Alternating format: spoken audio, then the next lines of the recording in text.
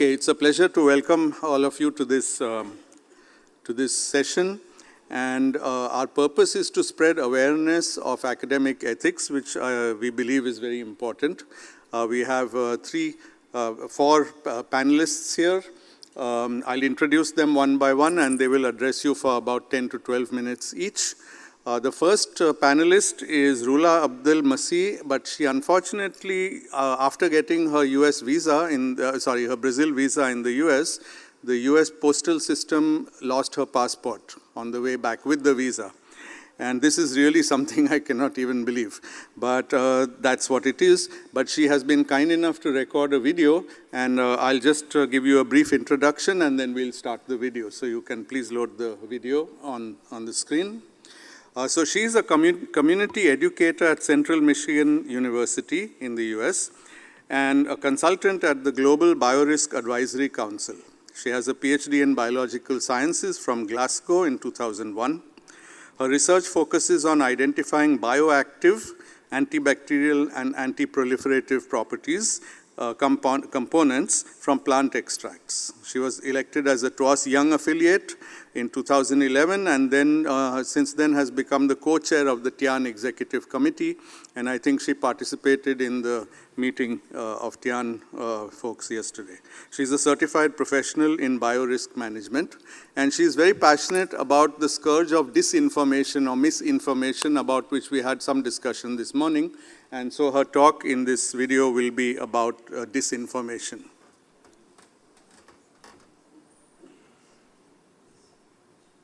Good afternoon, and thank you for the opportunity to contribute to this session. My name is Rula Abdel Masih. I'm a community educator and professor at Central Michigan University. I serve on the TWAS Ethics Committee and as co-chair of the TWAS Young Affiliates Network, TIAN. Today, I'll talk about a critical challenge facing both science and society, which is fighting misinformation to rebuild trust in science. Misinformation doesn't just distort facts, it shapes how people view scientists, how they accept or reject evidence, and ultimately how societies make decisions that affect health, democracy, and sustainability. Let's begin by why this matters. Public trust in science remains relatively strong overall, but the influence, which is the ability of science to guide decision-making, is weakening. According to Edelman Trust Barometer in 2024, many people are less worried about distrusting science outright and more worried about political pressures that reduce its role in society. So the concern is not a collapse of trust, but an erosion of science influence at critical times. And we saw this during the pandemic, where people would listen less to scientists and more to influencers online. We also see it during catastrophes. We see it on opinions regarding climate change, vaccine, and so on. As the World Science Forum declared in 2019, science is a global public good with the ability to contribute to sustainable development and global well-being. This framing is really powerful. It reminds us that science is not only for us, not only for specialists and scientists, it belongs to humanity. It's like if you want clean air or safe drinking water. But like any public good, it depends on trust and collective stewardship. We trust science not because scientists are perfect, far from it, right? But because of the process. Science builds knowledge through rigorous methods, the scientific method, peer review, transparency, and above all, consensus across diverse perspectives. These are what we call the pillars of epistemic trust. And just a quick reminder, epistemic is how knowledge is produced, validated, and trusted. Now, when these pillars are undermined, for instance, by inequities such as political pressure or a competing knowledge system, that's when trust weakens. As you can see in the example on the right, a Harvard University professor really known for her research on honesty and ethics, has recently had her tenure revoked after allegations of data falsifications. Now, she denies wrongdoing, and this is an ongoing case, but just to show you that basically we trust the process more than the scientists themselves. And this was also quoted from the national academies that also share this belief. So but trust is fragile, and misinformation can actually erode this trust. So let's go over the definition of misinformation.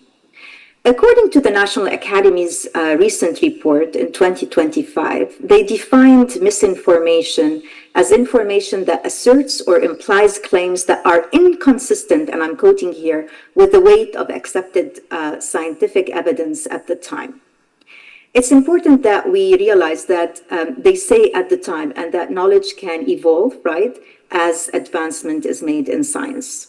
Whereas disinformation is a subset of misinformation that's shared with the deliberate intent to mislead. So if you want in simple terms, and you have the actual quotations on the slide, misinformation may be unintentional, whereas when we talk about disinformation, it is deliberate deception. Misinformation spreads faster, louder, and farther than the truth.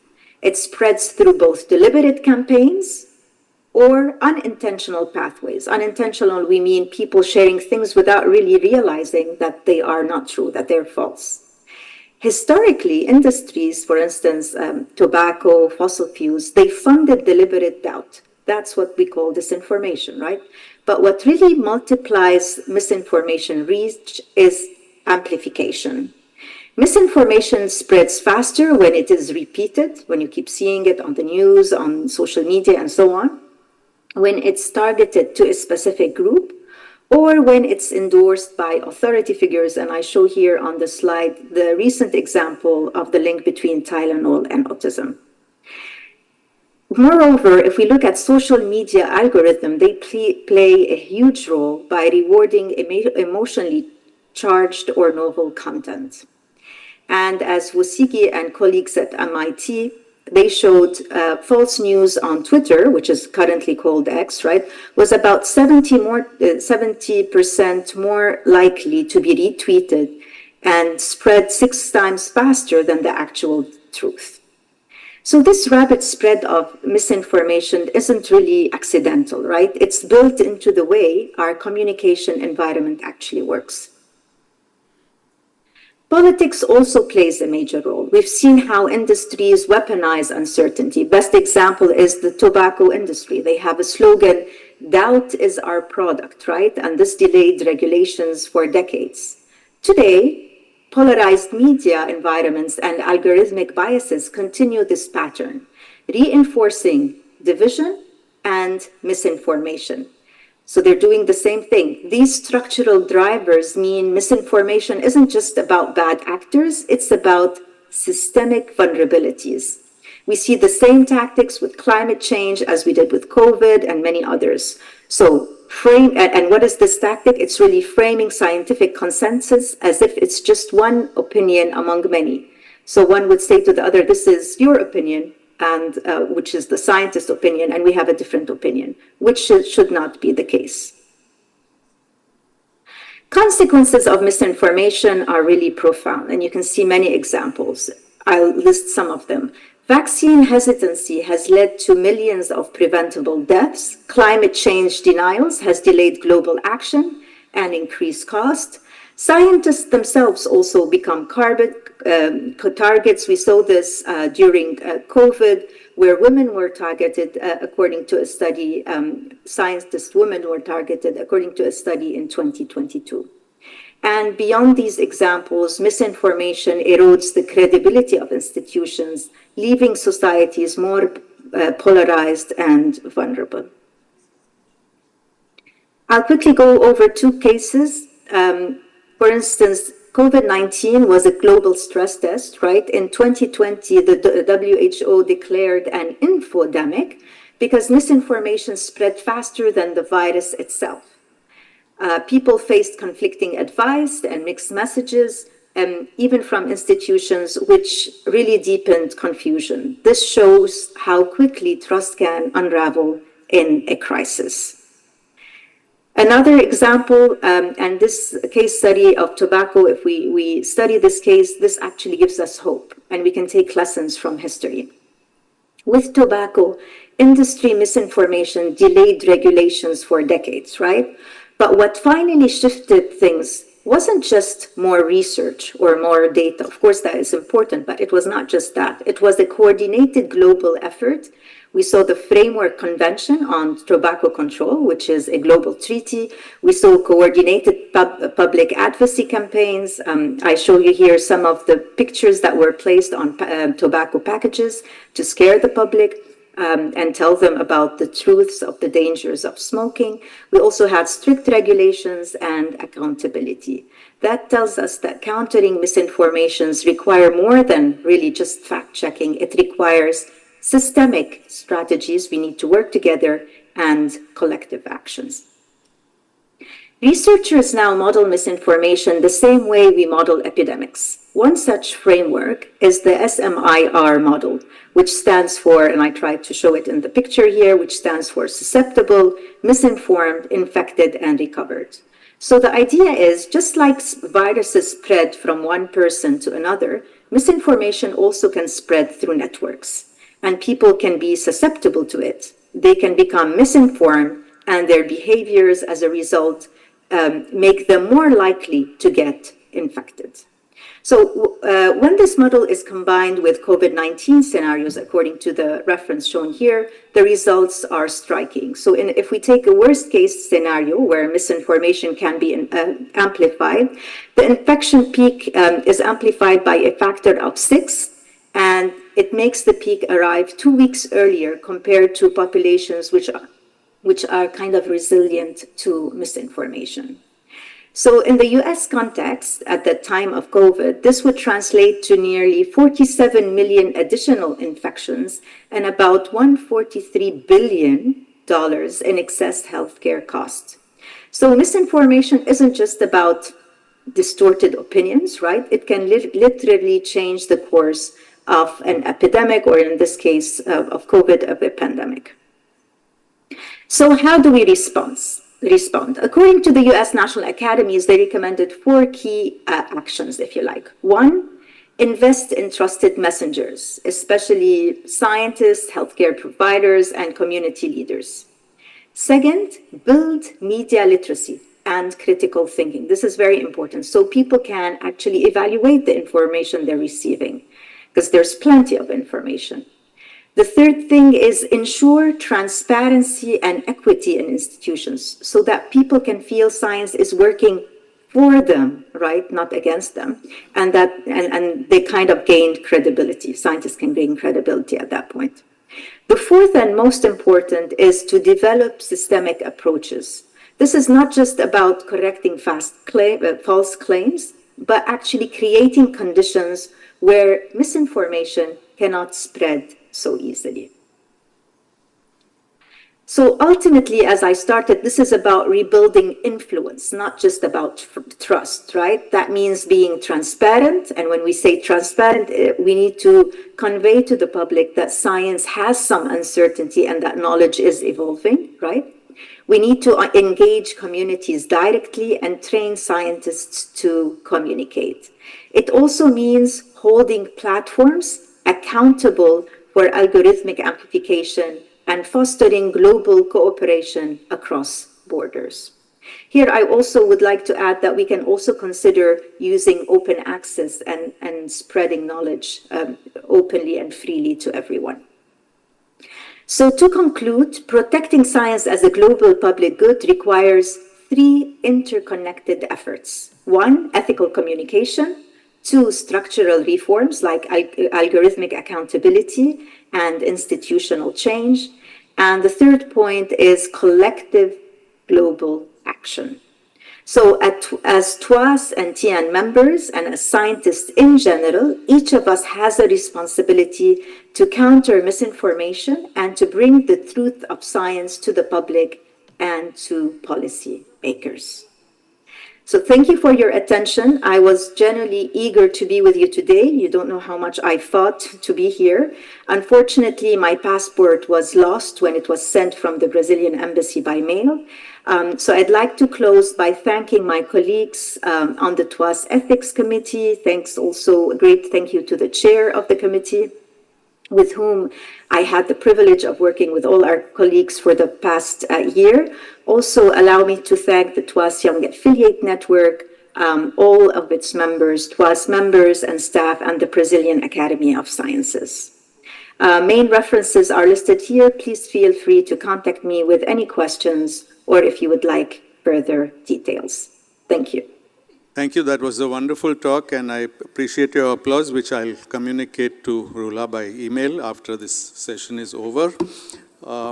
This is a very important direction of ethics for academics, and I'm happy that we have two more directions that are going to be very different and very tangential to each other, and will cover a very broad sort of sweep of what academic ethics is.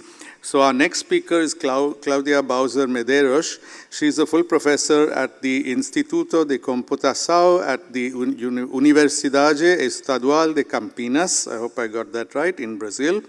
And she has a PhD in computer science from Waterloo, in the University of Waterloo in Canada. Her research is centered on managing scientific data, including handling very heterogeneous data sources. She coordinated large transdisciplinary and multi-institutional projects in agro-environmental planning, biodiversity, and health. As the president of the Sociedade Brasileira de Computação, she launched some of the first countrywide initiatives to attract women to computing. So Claudia, please come and give us your talk, which will be on AI and ethics. Now I have to learn how to use this non-AI gadget. What do I do here? The button is to go forward.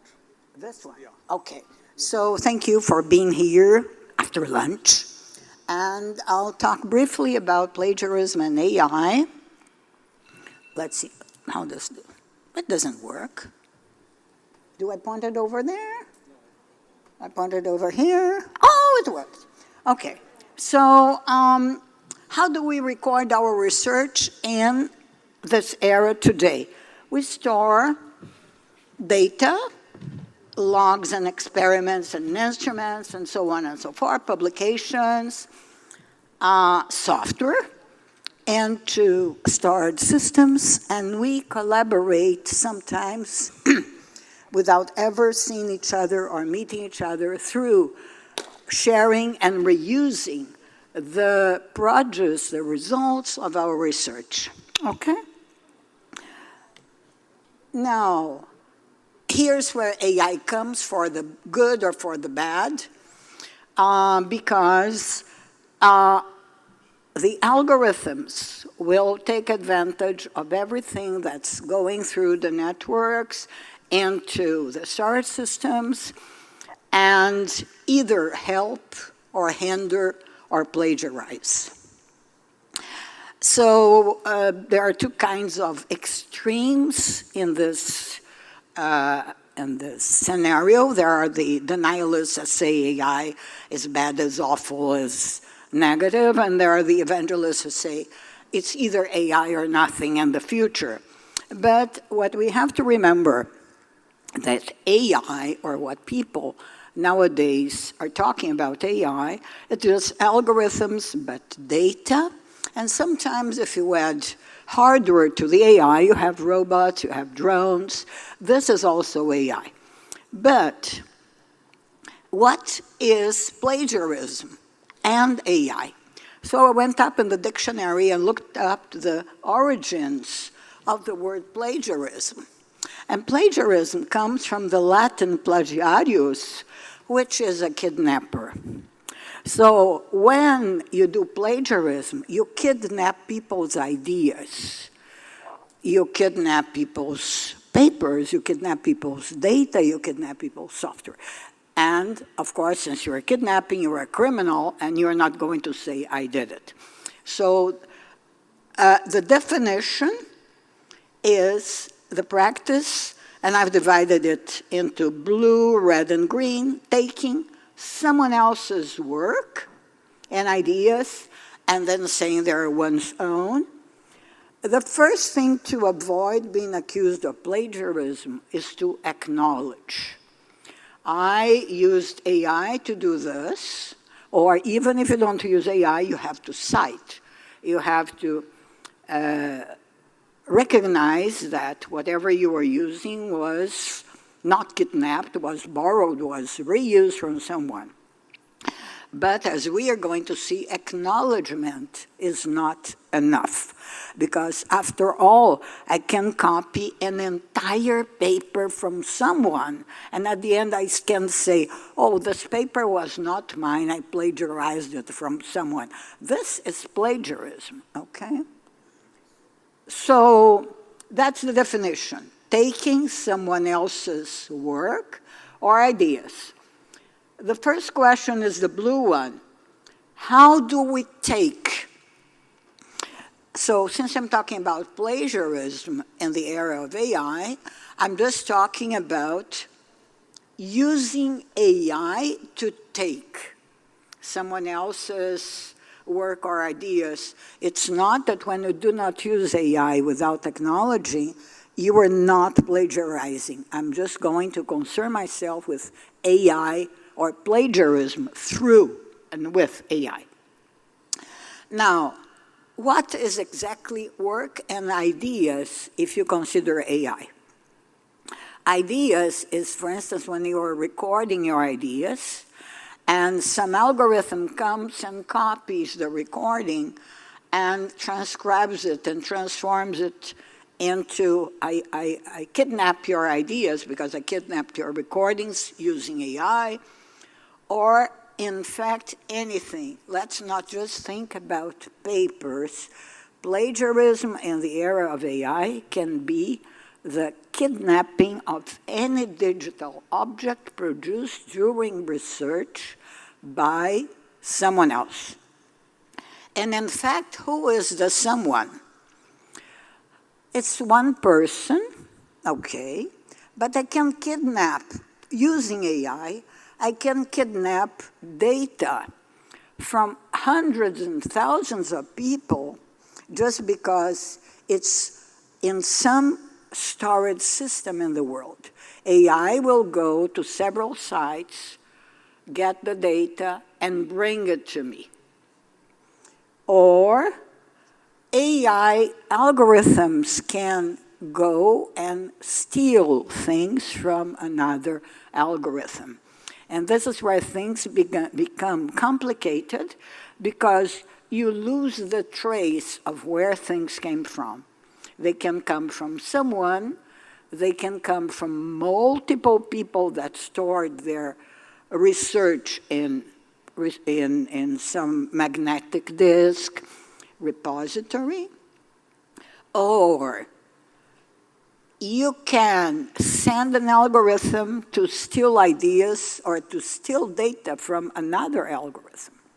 You just get the results, and you'd have no idea where it came from. So the first question is this: can an AI algorithm model, they are kind of synonyms, okay? Plagiarize another AI system? And the answer is yes, because lots of new AI technology is built on top of reusing older technology and sometimes kidnapping older technology. So what's a characterization of violation of ethics?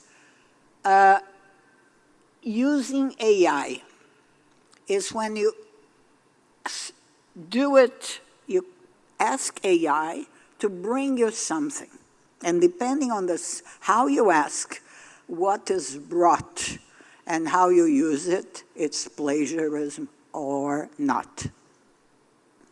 So here I'm going to answer the following question: can I use AI to write a research paper, produce a data set, develop software, design hardware?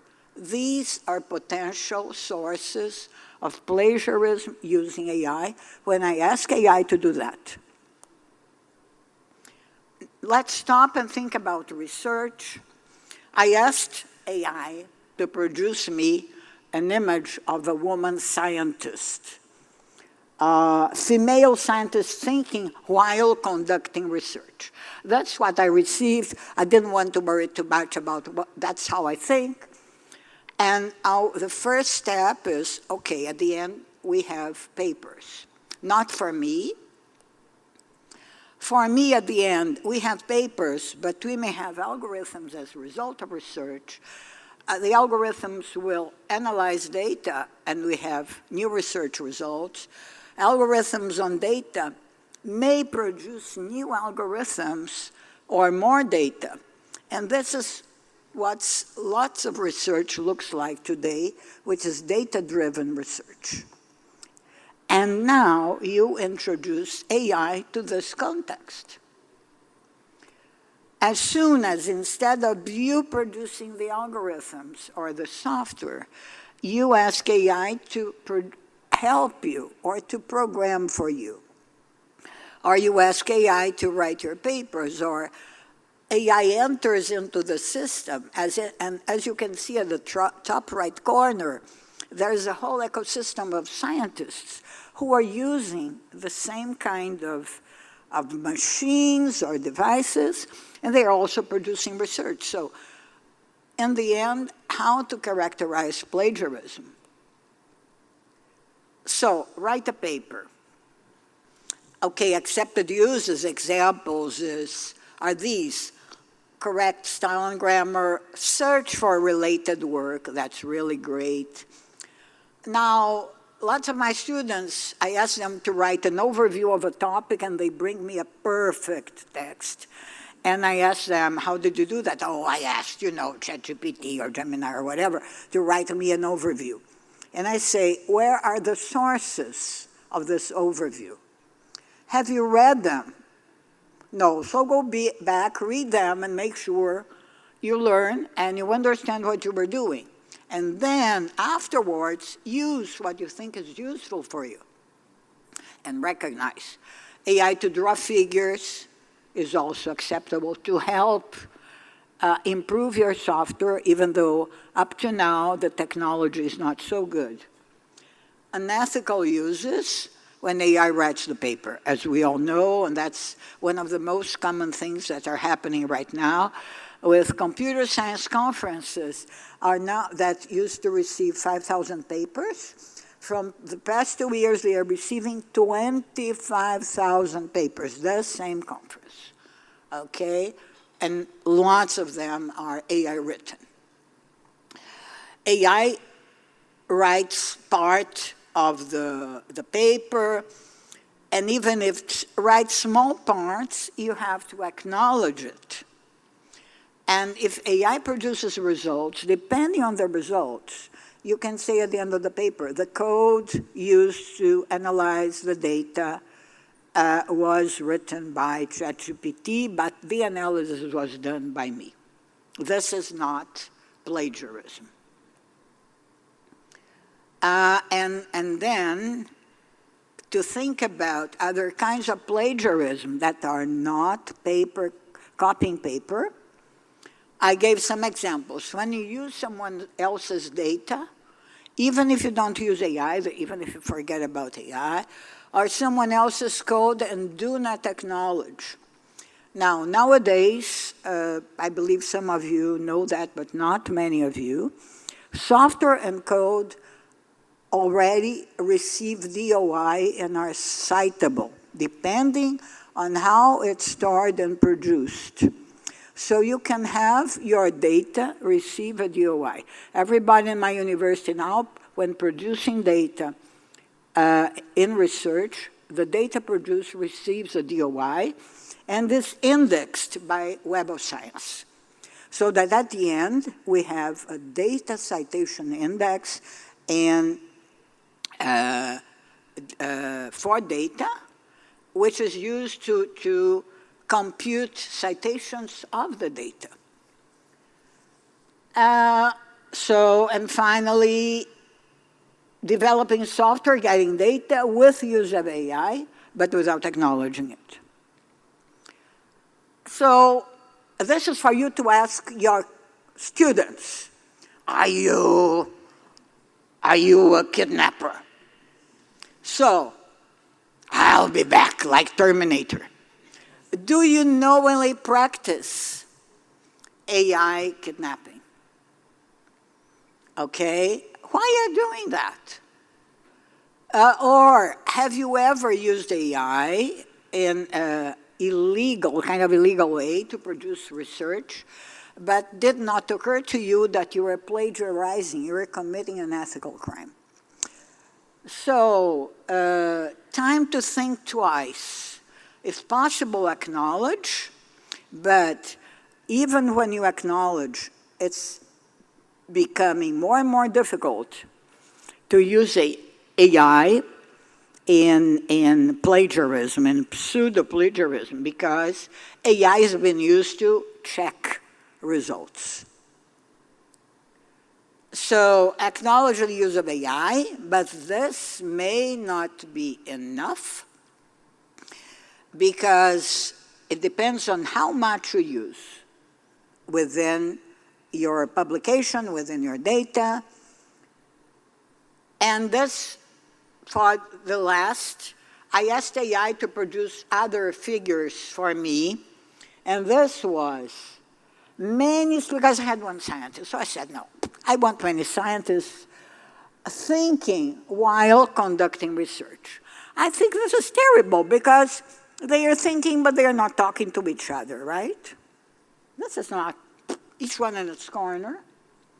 And now, many scientists thinking and interacting. And the last one is interacting with each other. And at the end, why am I not plagiarizing? Because I acknowledge that the images were created via that software and the date. Because the software evolves, and at the end, I have to trace back how I produced something according to the version that was running on that date. And I even added the hour. As you see, I was doing that yesterday at 5 p.m. So thank you very much. Muito obrigada. And I wait for your questions. Thank you, Claudia, for a scintillating talk. We've known each other for a while over email and Zoom, but I finally met her only 3 or 4 days ago. Turned out she's even more scintillating than she was over Zoom. And I think the talk has been illuminating because it's really a subject that most of us are just beginning to think about. The next speaker is Professor Emmanuel Kasimbazi. He has a PhD in law from the University of KwaZulu-Natal. He's a professor of law and a senior consultant in environmental and natural resources management and governance. He's published widely in the areas of environmental law and has earned wide international recognition. Emmanuel's experience focuses on the development of policies, laws, and guidelines in the water and environment sector. He's the former director of the Environmental Law Center at Makerere University and the current chair of the specialist group of biodiversity law for the World Commission on Environmental Law. So, Emmanuel, please come and give us your talk. Good afternoon. I'm happy to be here. As I've said, I'm going to present to you legal issues. I'm a lawyer, and also I'm a member of the Ethics Committee. I need to know how to... The main one, the back one. This one? The green one in the middle. Oh, okay. So what I'm going to talk about are ethical and legal issues in scientific research. And I think my colleague had already highlighted some of these issues. Now, in this presentation, I will have a short introduction, then look at core ethical principles, then common ethical and legal issues in scientific research, then emerging challenges, which I will mention about, including then have a conclusion. Okay. ethical and legal issues are central to responsible research because of the following. Number one, create rules and moral standards to ensure that standards do not harm people, communities, and nature. Number two, safeguard participants, society, and the environment. So research involves sensitive data, human subjects, or ecosystems, and that require protection. Then number three, the need to preserve scientific integrity and public trust. Without integrity, people will lose confidence in science, making it difficult to gain support or participation. And also, lastly, to ensure advancements of knowledge without harm. So science should bring progress, not suffering. Ethical and legal checks prevent the misuse of research. Okay, so what are the principles, ethical principles in legal research? Number one, honesty. You must be honest. If you are not honest, then you falsify, fabricate results, and then they don't become useful. Number two, transparency. Disclosing methods, I think he has mentioned that. Conflicts of interest, which help others to evaluate the credibility and reliability of the study. Then three, informed consent, because you have participants, who should really consent to what you want to do.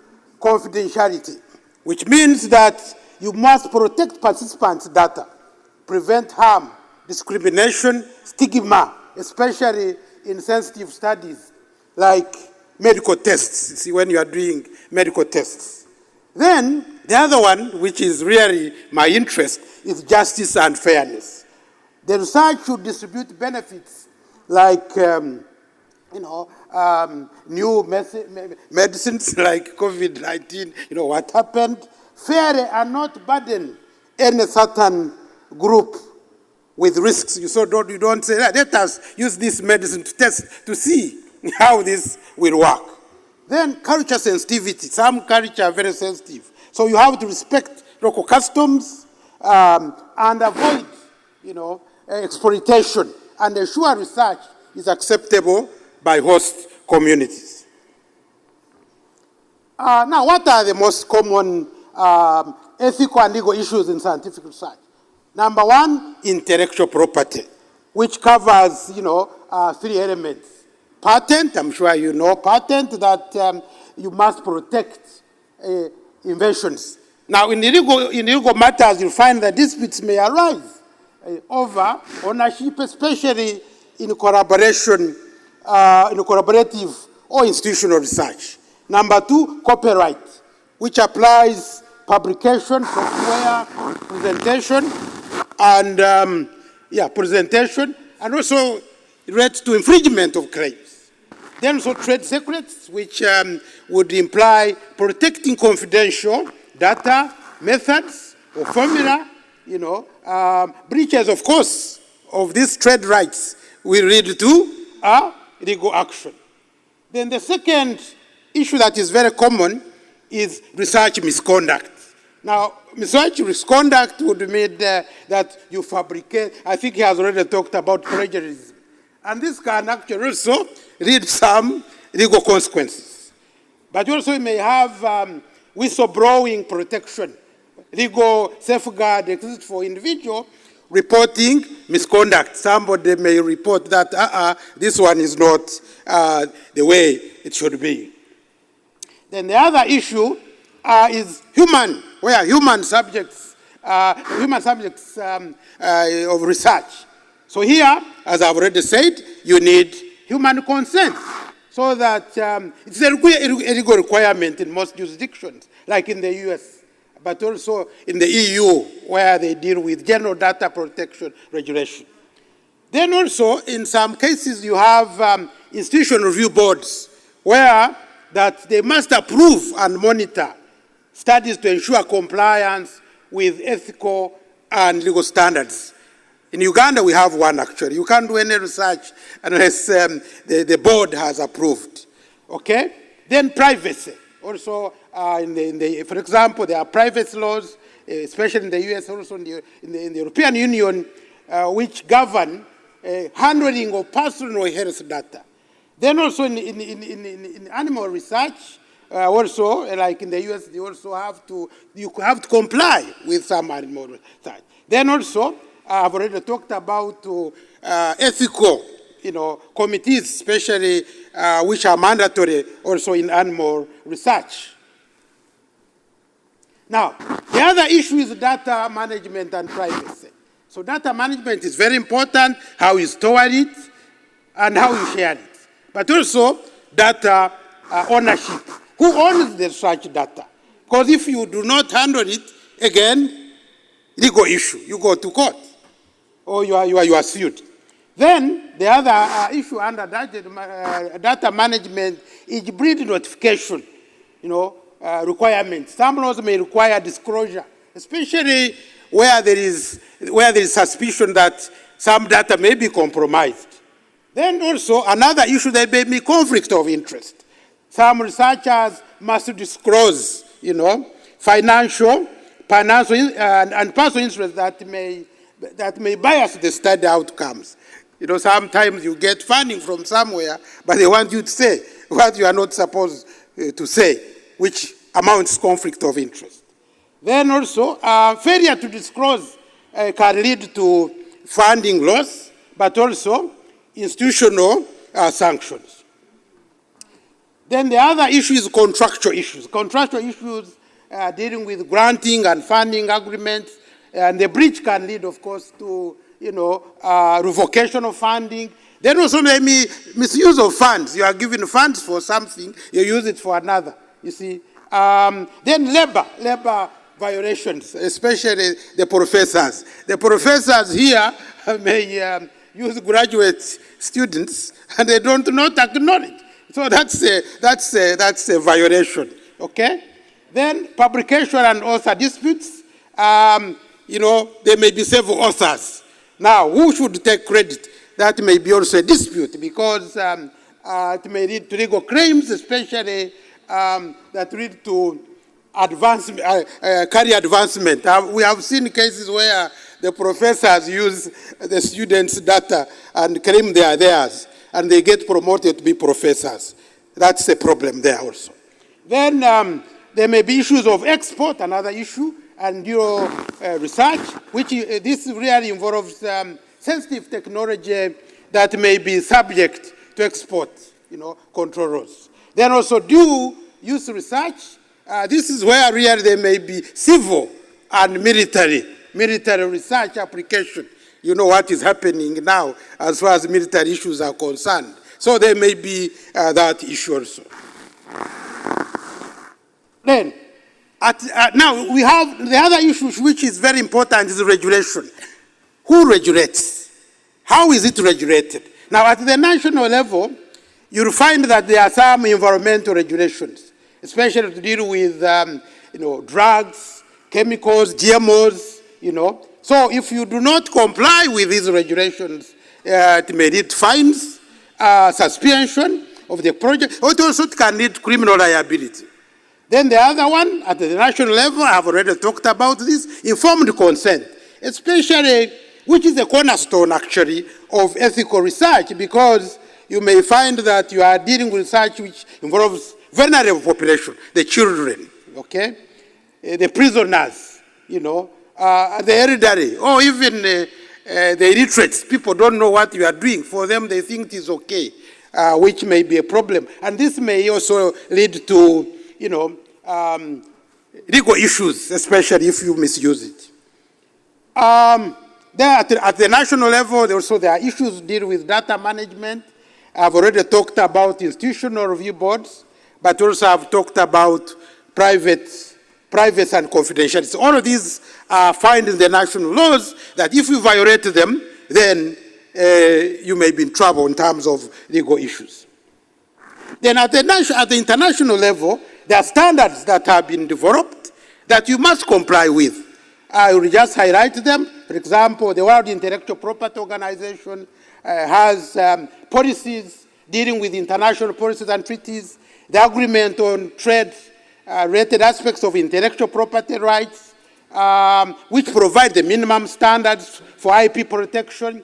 Then also, the UPO Convention provides protection of new plants, varieties. The Budapest Treaty provides regulation of deposits, of microorganism patent rights. Then the Barrymont Report established ethical standards for respect, and also, justice in human research. Then the Declaration of Helsinki that set global standards for medical research, especially in clinical trials. Then, emerging issues. As we talk all about these ethical issues, there are emerging issues. One, AI, I think she has talked about it. Because, how do you really control these things? It seems as if everyone is committing the offense she was talking about AI. Number two, open science. So while data sharing increases transparency, it also raises copyright and privacy concern when dealing with personal data.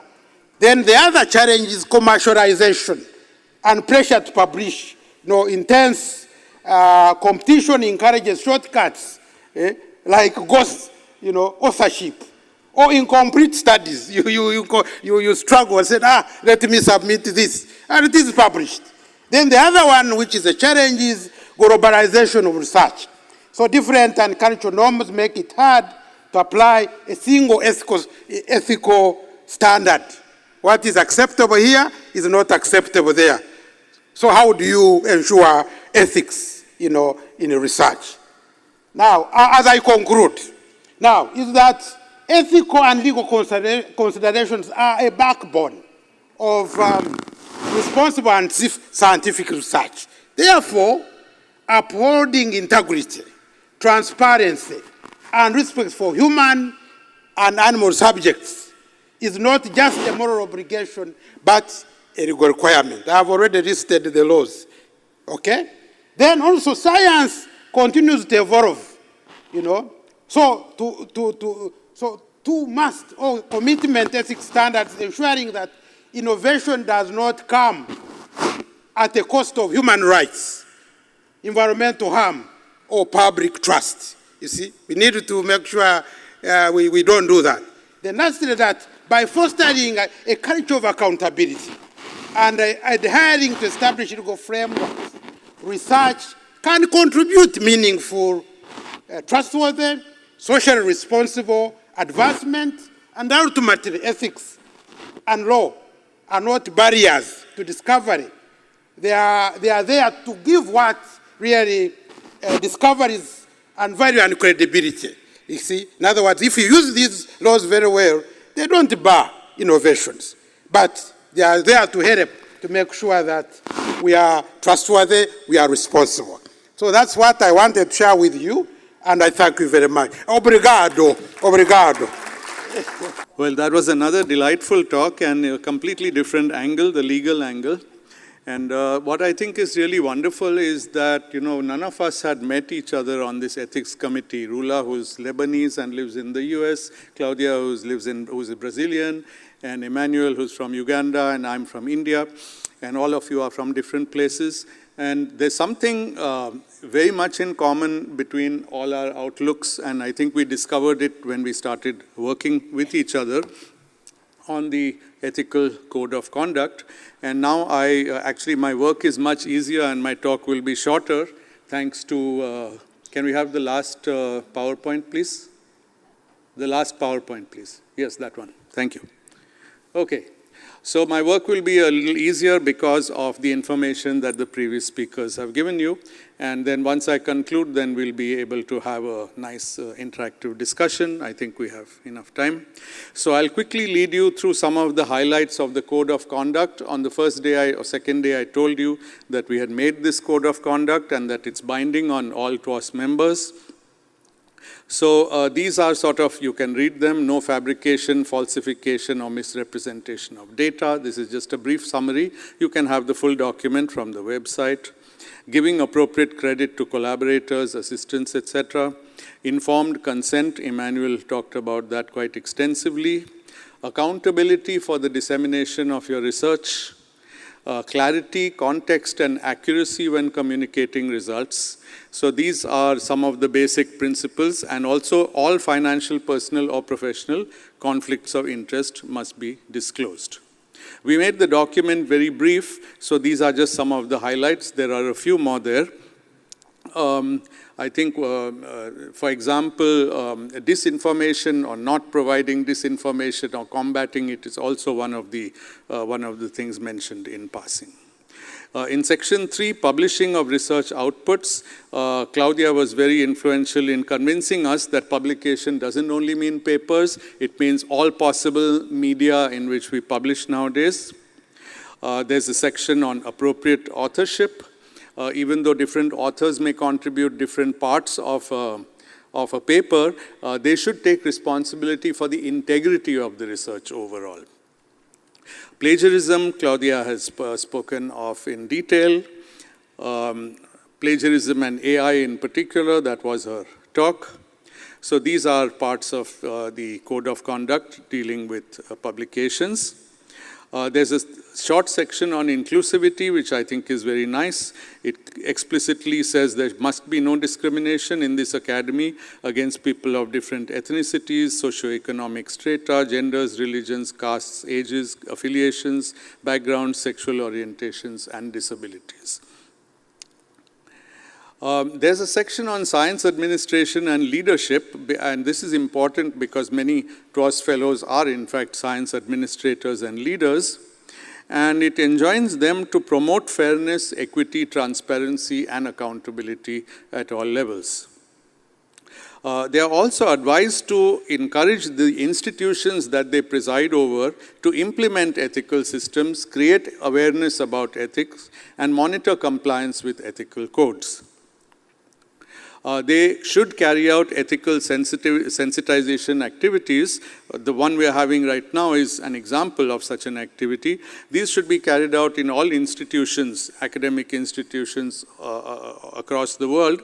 I'm disappointed to say that in India this at least has caught on very, very slowly, if at all. And most of the science administrators and leaders I've talked to about this have run away screaming when I suggested they should do this. I've even offered to do it for them in their institute, but there's some kind of fear or paralysis about actually engaging with this issue that I don't really understand. When we do assessment or evaluation or selection of candidates, of course, we have to do that for positions, promotions, grants, and any conflict of interest has to be revealed. Okay, now that's what I have to tell you about the Code of Conduct, and we've already had these 3 very nice talks and very illuminating talks on 3 widely differing issues. In the rest of my talk for the next 5 minutes or 7 minutes, I'd like to show you some examples of 3 types of misconduct. And the reason to show you is that the theory sounds like one thing, but the practice is very gripping. You will, I think, when you see my examples, which are all real-life examples taken from actual papers, I think you'll begin to feel what the nature and extent of the problem is. And the third one in this list of 3 that I'm going to discuss now is a new problem of the last few years, which is growing to become a crisis in academia, and I hope I can interest you in looking for solutions.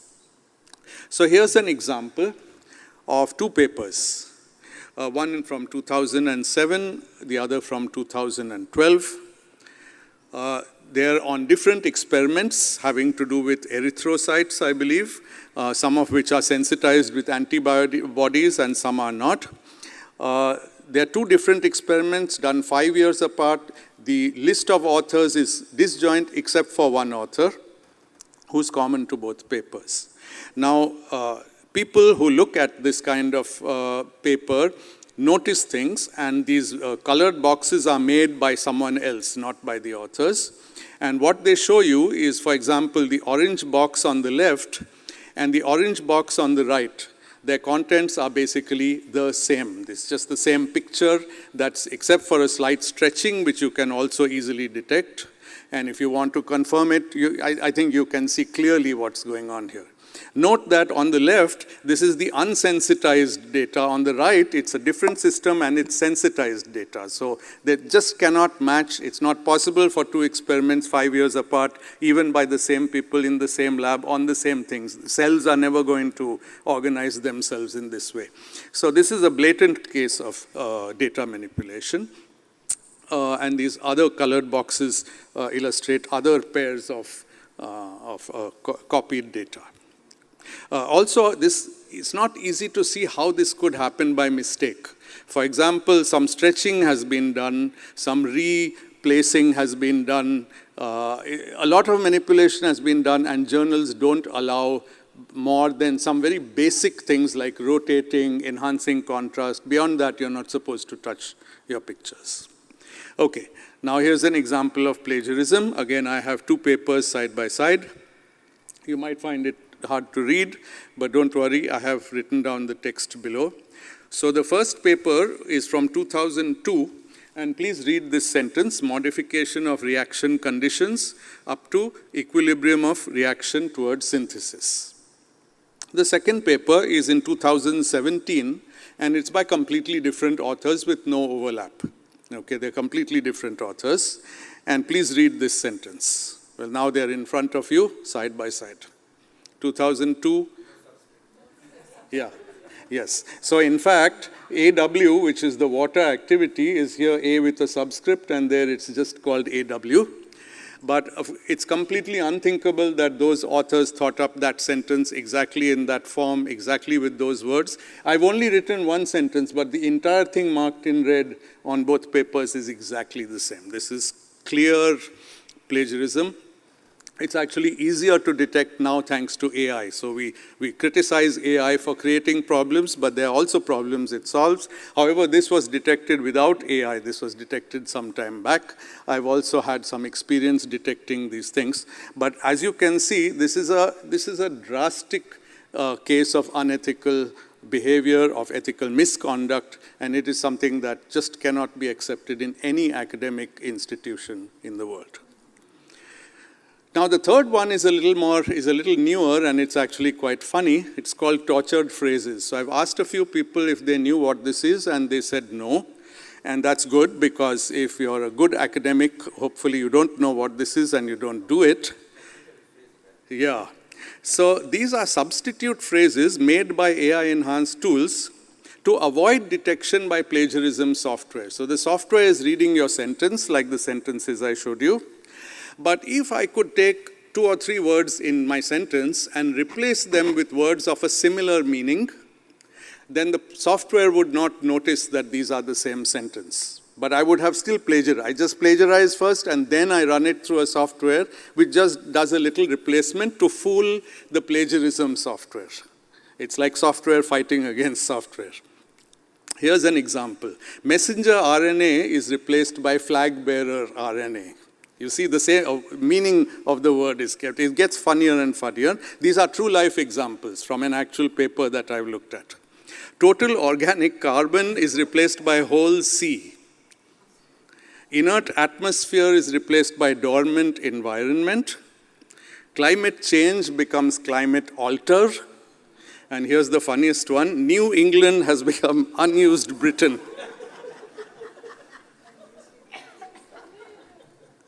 Binding protein has been replaced by official protein, because a binding resolution is an official resolution. So there's a meaning of binding which is the same as official.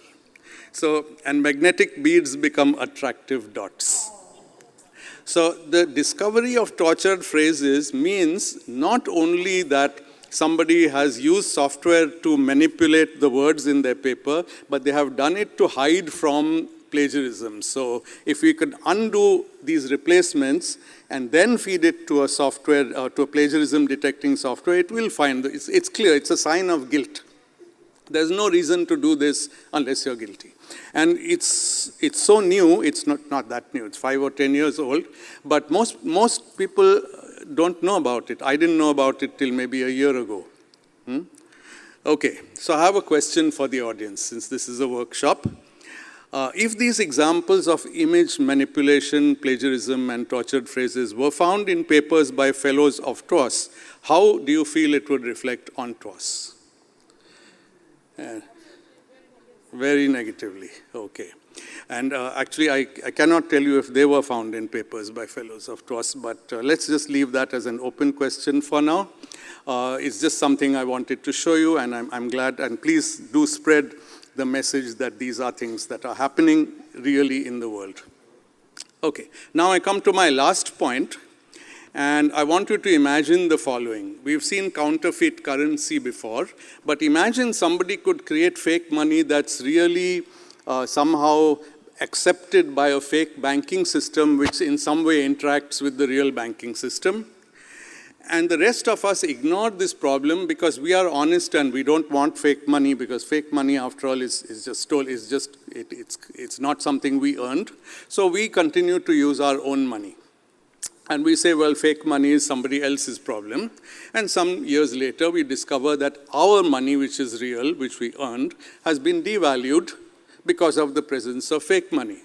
Okay, there's more money, there's more money for less resources, and so our money has also lost value because of the existence of this other kind. So we didn't participate in the crime, but we became poorer because of that crime. And there will be ethically weak people who didn't start out in committing that crime, but once they see that it's going on, they're drawn to it and they slowly get sucked into that. So this is the downfall of, let's say, an economic system. Now let's try to see how that works in the academic ranking system. So until a few decades ago, even until the last decade really, research was evaluated by subjective expert committees who could judge its quality. There were always complaints that these committees are subjective, there are biases, there are problems, there's no rigorous way to prove that they make correct decisions, but that's how it was done. And recently, something has been done to make the situation much, much worse, although in the guise of making it better. Ranking systems create numerical metrics of research output, and these metrics are applied to individuals and to institutes. And so now we can reduce a promotion case to a number out of 10. If you have 7.6 and someone has 8.3, they get a promotion and you don't, that kind of thing. And this started with private players, publishers, and rankings companies which only do ranking. But then it has spread and governments have made their own ranking systems. India has a ranking system called NIRF, National something ranking framework. Now this has spawned a new type of misconduct, which is to orient your research in order to enhance your rankings. The motivation for research is no longer to do research or learn something new, but just enhance your metric. And that's not just the individual, it's also the university. So universities have started promoting casual survey publications, and I'll show you some examples, by undergraduates saying, look, we're trying to make our undergraduates do research, isn't that a good thing? Well, these are 2 pages long, and they typically consist of surveying 50 students. I could write a paper by surveying all of you in this room and asking what is your opinion about lunch, and then I will write it on 2 pages and put 10 pages of figures which are generated by AI or just by Excel, and it's a paper. Now, how will that paper get published? Well, my university will pay a journal which is trying to make money to publish that paper, even though it has 0 value as a scientific paper. The university will instruct faculty and students to create massive self-citations. When you write a paper, you must cite 20 of your colleagues in the same university. Okay? These are actual rules. The university will invite adjunct faculty who never come to that place, who may be living in a different country, who lend their name to the publication in exchange for money. And octopus collaborations, which is networks of people. People have actually shown how these neural networks look. It's very scary. Because of all this, the university climbs to the top of the rankings, then it attracts more students, and it gets more money in fees, and the cycle is closed. It's a pure profit cycle. Okay. Now here is something that recently came out. It's a paper on the archive by someone in Lebanon, Lokman Meho. And he's noticed that in the last few years, in the last, I think, 5 years, several universities have increased their total number of publications by as much as 1,000%. Okay? And so the top 3 are from Saudi Arabia, Lebanon, and India.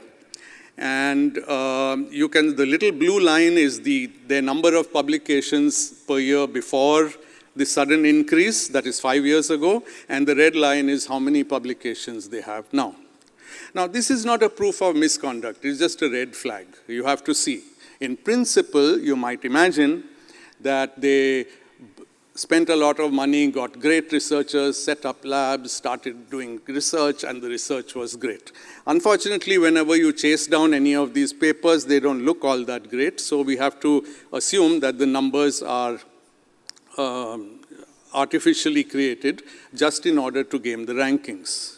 Now, we may feel bad if we are from Saudi Arabia, Lebanon, or India, but from all these countries, there is another institute, at least one, and these are listed here, which have not increased their number of publications by more than a few %. And in the case of India, that is Indian Institute of Science, which is known to be an institute of excellence, and it's doing well, but it's not gone through this. So for comparison, you can see that some institutes which were unknown suddenly have huge numbers of papers, and those which were known are just continuing to do well, incrementally increasing. There's the American University of Beirut, and there's KAUST in Saudi Arabia. So there are good and bad institutions in both, in every country, I think. Now, Nature had this article in 2023 talking about retractions. 10,000 research papers were retracted in 2023, a new record. And sorry to say, this is there from the abstract. Saudi Arabia, Pakistan, Russia, and China have the highest retraction rates over the past 2 decades. If you go and look at this, actually, in the end, it's all countries. But a very large fraction are from what we call the global south. And we are newly emerging countries, and this rankings game has completely polluted our ecosystem. Okay, I think I'm on my last slide. I'd just like you to see some of the titles. Fruits and vegetables consumption among dental students in dental colleges. Awareness of sports vision. Now, these are all surveys, but the surveys are of 50 to 100 people at max. Okay, it can be done in a day. It's usually done in a day. What's interesting is that in a ranking system, each one of these papers counts as much as any paper any of you has written, even if it took you 6 months or a year and a huge investment in a lab, because it's just the number of papers. Notice also that Vietnam's urban development is published in a journal of Egyptology, which leaves you completely mystified.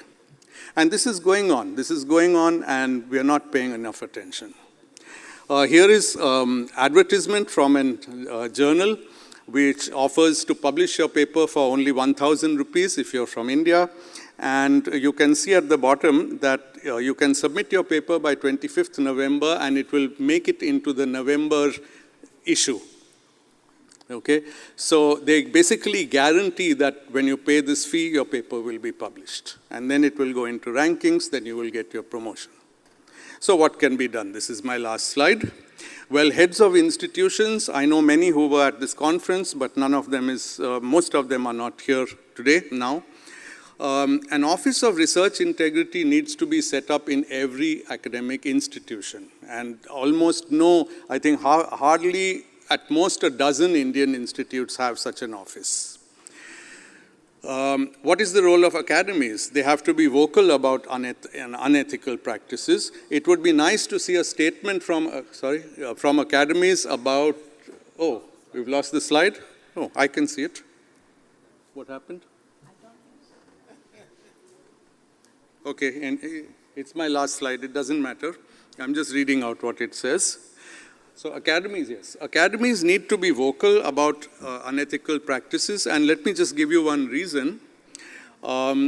in the absence of statements from academies, if individuals start criticizing universities, we are liable to be sued in court. And this is actually happening.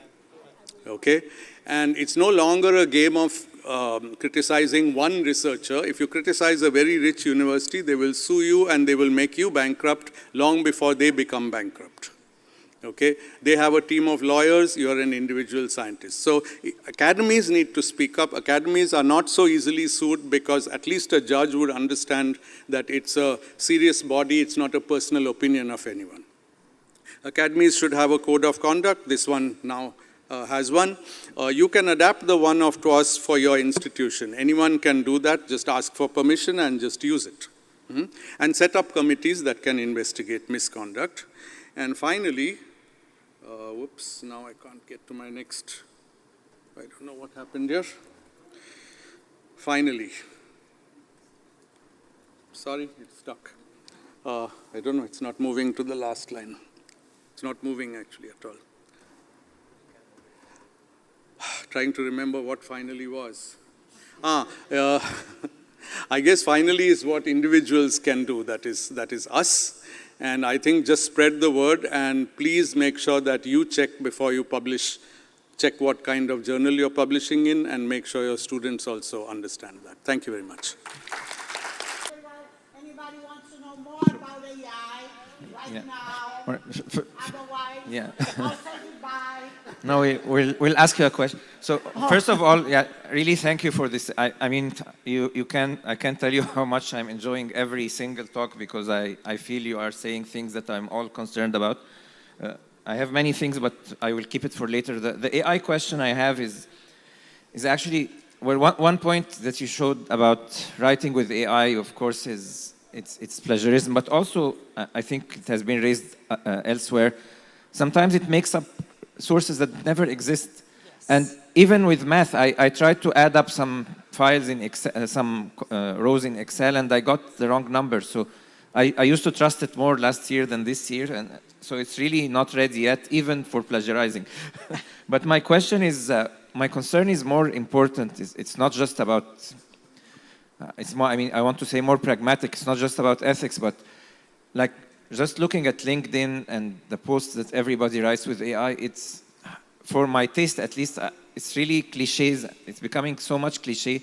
But the risk here is that we are impoverishing the language. So the AI is trained on real people's writings, but it keeps using the same language, of course, that we all read. I am thrilled to announce that or that we delve and dive deep somewhere.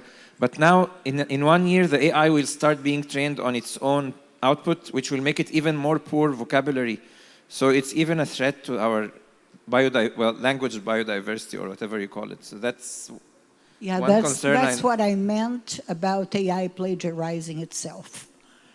It's, of course, whatever AI outputs goes into the universe and the next, I don't like to call it AI because AI for me is a huge research area, but that's what we call it. Whatever new language model gets, it will get from fake stuff that's being produced and produce more fake stuff. Just this morning, before coming here, I read the news that they have discovered that a given family of robots is infecting with viruses other robots of the same family that go around infecting other robots.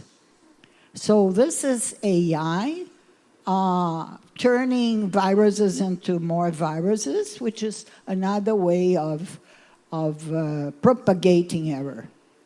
It's about the same thing, you know. You infect your text with fake stuff or bad stuff, and that fake text will be fed into new searches and produce even more bizarre things.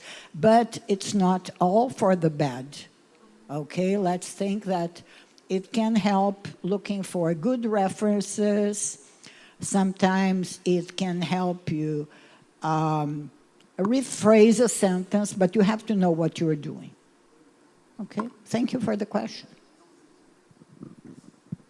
Can I go on? Thank you very much. I'm from Ethiopian Academy of Sciences. My name is Yale Makonnen. Professor Claudia, you told us we can use good AI. Since I'm an academician in Addis Ababa University, we have a plagiarism software to check theses and dissertations.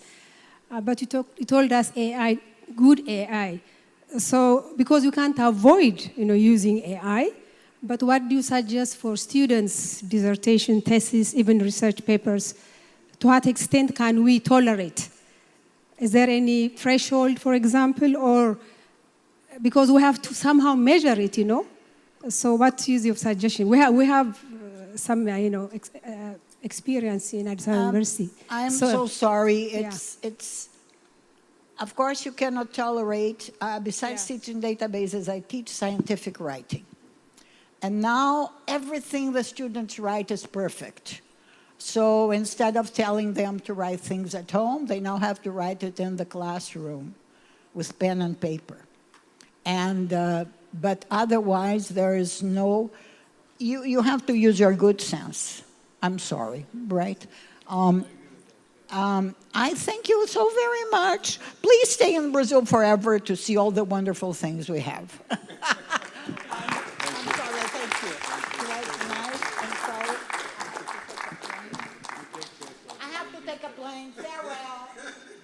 Don't forget Brazil, don't forget AI.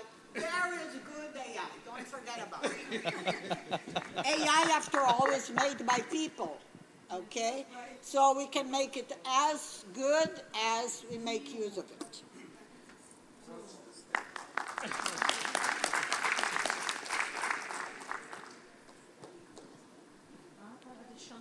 Okay, more questions?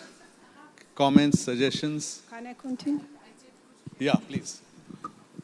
Can I? Yeah, please just continue. very brief. Professor Emmanuel, he told us about ethics. You have, I think, experience maybe in looking at ethical procedures in different research institutions, or, you have worked in different organizations. So what's your experience of the rigor of ethics being, followed in different institutions? Could it be government, academic institutions, research institutions, or international organizations? Because why I say this is our colleague, Professor, you told us all these stories, so the ethical rigor at the national level, regional level, or international level. So I just want to have your view or experience or what you encountered regarding ethical issues.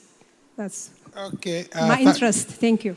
Yeah, thank you very much. First of all, as I've already pointed out, the laws have already created offenses to the extent that if you violate some ethical issues, you have committed an offense. Like in Uganda, we have, what do you call it? Okay, it's an institution, I have forgotten the name, I've been around here. But when, for example, you go and do research without a permit, you have committed an offense. So they either cancel your results, there is a committee that can cancel your results, or you can be prosecuted for having committed the offense. Now, the challenge is that these things are new. These things are new. People have not yet appreciated really some of these interesting things. Because you see, a country like Uganda, those offenses are prosecuted by what we call the Directorate of Public Prosecution. But they have not yet appreciated what type of offenses are these. So basically, I would say that actually that's part of what we are doing, to make sure that if you violate any ethics, like if you are a member of the academy, we are supposed to recommend your, suspension or even, completely, dismissal from the academy. So I don't have real hands-on experience, but there are recommendations that institutions can make, in order to enforce ethics. But as I've said, it's a growing area. It is like also AI, you see. Things are still new. People are learning from experience because the things are, you saw I gave so many things, you see. and they have not yet been tested. But I think he has given us some of these things, including withdrawing the papers. You said the retraction. So I think these are some of the examples that you can take in case you realize, like in your case, like for the masters, for the master thesis, I think it is fail. In our case, it leads to dismissal from the university. So in other words, there are already sanctions or what that can be taken, but I think the area is still growing, but the laws are also growing. So sooner or later, I'm sure we'll be in a better place, we'll be in a better position. Maybe you can add on. Just to add one thing, since you asked 1 minute, how much plagiarism we can allow in a thesis, it's not a number really, because I've seen these softwares. For example, every reference that you put in your thesis is marked as plagiarized because it's found in many other papers. So actually, a human being always has to look at the output of this plagiarism software and see what is it complaining about. Not how much, but what are the things, because it, as you know, it returns the thesis with brown or yellow or green marks over different pages. A human has to flip through it and see, is there any red flag? And the red flag will look like one of the things I showed you. Then it's serious, otherwise it's not. So no student should be told that you have only 20% and you're plagiarism and you're good. It could be 5% and it might be very bad. It could be 20% and it could be okay. Yeah. So sorry, there was, I think Ram was next and then there are two questions here. Yeah, Ram, please. Oh, has the mic moved? Okay, okay. Sir, I have a question for you. Okay. So I'm Jayashree from India. So my question is like, you said the number of publications have been increased. So do you think anywhere, is it some kind of pressure the institutions are forcing on the students or the faculty to have these many papers every year? So Yes. they are going unethically, they are publishing the papers. Yes. I have some evidence. Unfortunately, since I'm not a policeman or a detective agency, I can't verify that the evidence is genuine. But I have seen evidence of copies of letters from universities to their faculty and their students. Some actually advertise publicly on their own webpage that they put students in a room for 4 hours, and at the end of it, the student has to come out with a research paper. Oh my God. In a room, sitting in a room. So, and then the university will get it published for the student. So they have to do it. It's not, there is plenty of evidence. And in any of the, wherever we apply for the membership, we apply for a project there also, what they focus nowadays, it's how many number of publications. Yes. They do not focus on what is the impact factor Well, of now your you can publication. see the universities which have this huge increase in publication, they have crossed the good universities Yes. in the rankings. That doesn't mean they have become better universities. Yes. They have just crossed them in the ranking, and we can see it. The problem is we can see it because we are in academia. How to make a policy maker, a politician, a court judge, how to make them see that this is a problem. The universities tell these authorities, look, we invested money and we have improved our publication. What is your problem? We are doing very well. Yeah. They're saying it with a straight face. So is there any limit for it, saying that, no, this We are struggling to have these ranking systems rethink what they are doing. It will not be possible with the private ranking systems, but with national ranking systems, I hope we can have some impact. Because there are many subjects, like where you can, for example, in chemistry, you can publish hundreds of papers also. I have seen some of the faculty members, they publish 100 papers in a year. I agree with you. Counting numbers is just ridiculous. Yeah, I agree with you. And a subject where the field work, the laboratory work involved, you can publish one paper in 2 years. So it should be given the the similar kind of importance. But this is not happening these days. I agree. Thank you so much. Thank you. Yeah, no, it was actually, Ram had put his hand up first, so that's why I'm asking him.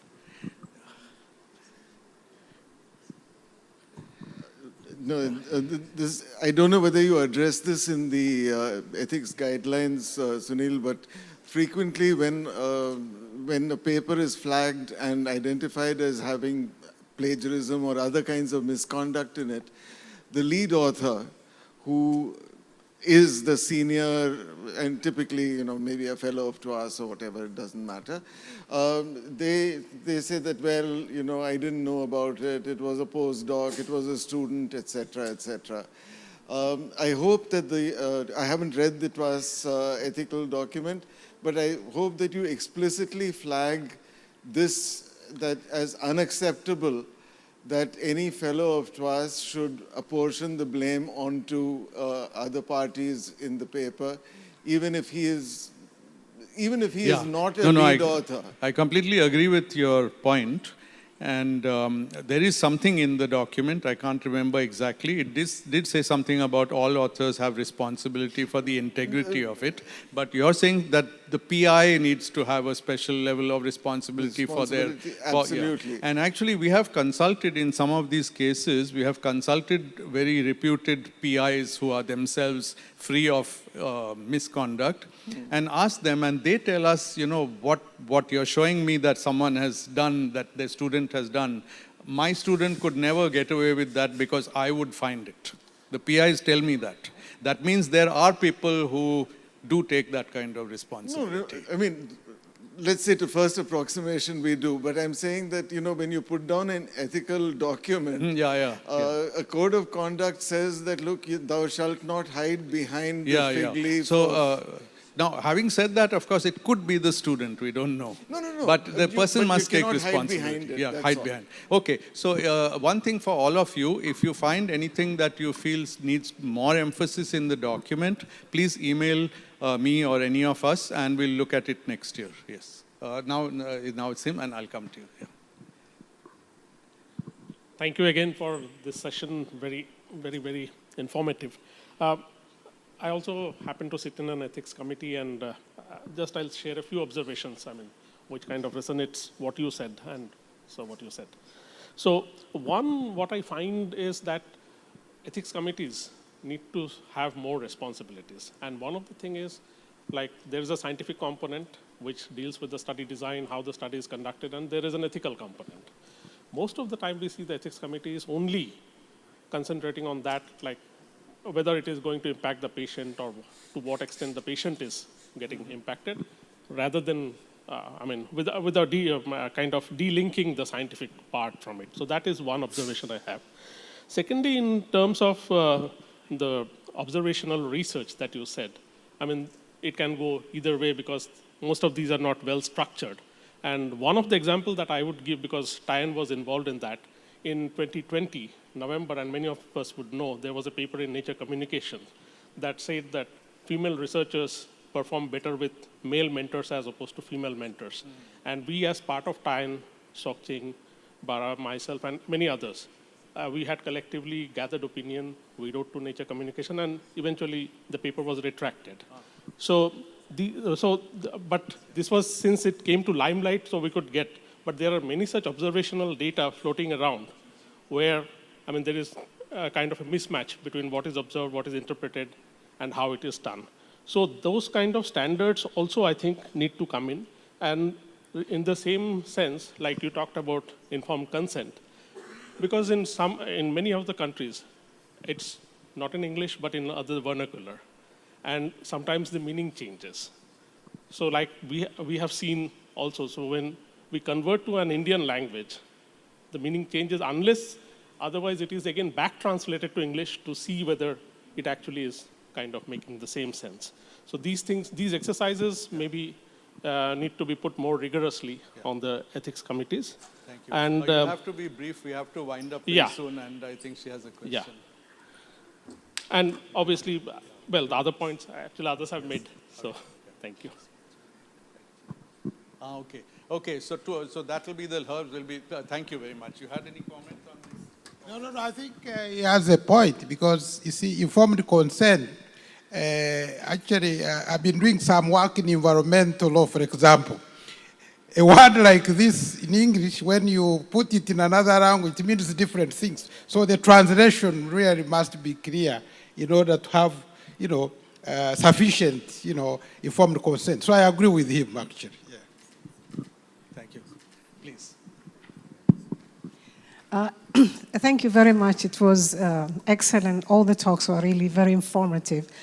I have more of a comment rather than a question for you, and I have a question for him, Professor Emmanuel. My comment is what we have observed in many universities, at least in our regions, they all have codes of ethics. But where the problem comes is compliance. Okay, and this is usually you don't see it deliberated on, you don't see it mentioned. We only say, monitoring of compliance. But how do we monitor compliance is missing completely. So we all know well-written code of ethics, but then there are, until a smart guy comes and picks up paper that is already published, then the disaster lands. So I don't know how. I think ethical training will help. That's why we recommend ethical training. Yeah, I mean, it's because most of this ethics committee, they don't include that. So I just thought, it's a comment that maybe it needs to be. My question to Professor Emmanuel is, you mentioned about variability in what is considered to be ethical or non-ethical based on geographical or communities, right? My question to you, how do you see paying money to human subjects against collecting tissues, human tissues, such as blood sample or let's say skin biopsy or something like that? Is this something that there's a consensus that it shouldn't be done, or this depends on on communities? Well, now, the moment you pay money to, I think he has already explained, to get data, it becomes unethical unless there is clear, informed consent, which a person will appreciate what he's doing. But if he's paid without knowing, then it is already unethical and illegal, actually, because you are abusing the process. Okay, so I think the issue of informed consent, explaining the effect and the impact is very, very important. Short of that, that's a criminal offense already, you see, abusing the process. But, he's my chair, you can explain more. No, I think we have to leave the stage now. Thank you all for coming. Thank you, Emmanuel. And thank you all for making it such a nice session. I think we're ready to start. This is the last session in this post-conference skills building workshop. My name is Carlos Aragão. I am the Director of Science and Technology of Finep, which is one of the sponsors of this TWAS meeting. And I have the honor and the privilege to mediate this session. The original mediator was Virgílio Almeida, who unfortunately had to leave. So I am his replacement. I'm no expert in artificial intelligence. I'm a physicist, member of TWAS and of the Brazilian Academy of Sciences. So you'll have to put up with me for the rest of the session. Anyway, this session is on the two sides of AI and science. And I will just read for you a text, an introductory text, which tells a little bit about the idea behind this session. Artificial intelligence, as you know, is experiencing an unprecedented surge in development and adoption across all fields of sciences and the humanities, with significant implications for research institutions, organizations, and individual careers. Its impact ranges from enhancing the efficiency, safety, and quality of research to potentially transforming how knowledge is discovered and complex problems are solved. Accelerating research productivity through AI could it be one of the most valuable societal and economic applications. To unlock this potential, we need to invest in broad, multidisciplinary collaborations, dedicated public funding, and open access to high-performance computing and research data. Updated curricula, integrative AI training, and greater support for AI tools that use machine learning techniques include generative AI and open benchmarking platforms, and are also essential. Public R&D should foster bold, cross-disciplinary research, build open knowledge networks, and ensure that AI serves global challenges such as those outlined in the United Nations Sustainable Development Goals. While AI holds transformative promise, its deployment in science should be approached gradually and responsibly. To prevent setbacks like the reproducibility crisis, lack of transparency, and weak methodological standards, careful design and governance are essential. This short seminar will explore how AI can be used in research and will address key questions. Where can AI make the biggest impact? What are the current challenges? And what are the ethical and practical consequences? By examining the motivations behind AI use, the barriers it faces, and its broader implications, the seminar invites scientists, policymakers, and stakeholders to engage with this rapidly evolving frontier of research. In order to discuss these aspects, we have three panelists. I start by inviting Mohamed Najim, who is Emeritus Professor at the University of Bordeaux and the founder of the Signal Processing Group at that university. Please, Mohamed, have a seat. Then Clécio Roque de Bon, who is the leader of the Applied Intelligence Laboratory of the Brazilian Center for Research in Physics. He's a physicist like myself, and I had the privilege of having him as a student, as an undergraduate. So I'm very happy that he's here. And finally, we have Tao T. Fong Huang, senior researcher at the Finep Research Institute of Stem Cell and Gene Technology of the College of Health Sciences, Vinh University at Vietnam, and a member of TIAN, the TWAS Young Affiliates Network.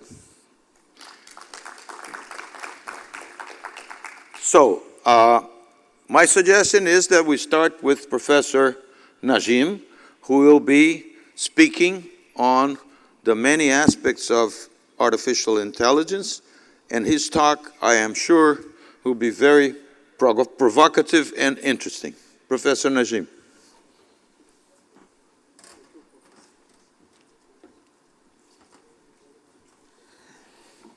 Thank you, Professor Carlos.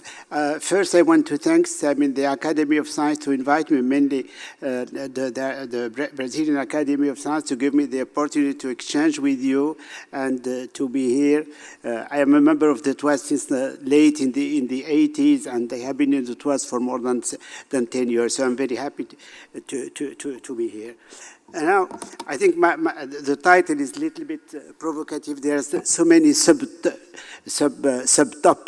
in this title, and I will be dealing with some political reason and the situation and the cross situation between AI and the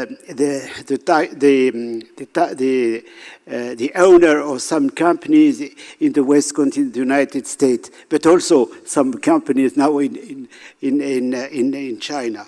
So I'm trying to, yeah. So I think in this very short resume, I explain what will be the spirit of my talk. And I think this spirit has been talked about during the last 4 days. Every day, in every session, everyone is talking about this AI. It's a kind of typhoon now circulating all over the world. And nobody knows what will happen tomorrow or the day after tomorrow, after 1 week or 3 years. So I think, in my opinion, and it will be also the core of this talk, that the only way that we can survive is probably to unify all this. The one country can't compete or can fight again, but I think the global south has to unify, his resources in one hand, but also, and more important, is to draw a policy of science and technology. Known or about known, only some few countries has policy on science, and there is an example of China that I will talk about it in the. So first, I will not give. I have to, in order to explain what happened today. In my opinion, I make reference to some of the papers you can download very easily, and that will be shown later. And I am talking about the origin of the AI, and the origin is mainly cybernetics. And then I go back to the 14th, and then many political program has raised that can probably explain the situation that raised in the West Coast of the United States. So,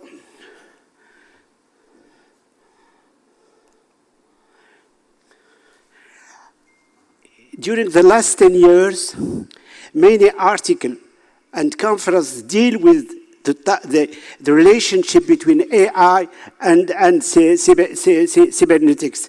And yesterday, I think Professor Almeida, when he gave his talk, he made reference, and also I think this morning, to the Max Planck Institute. I am also making a reference to the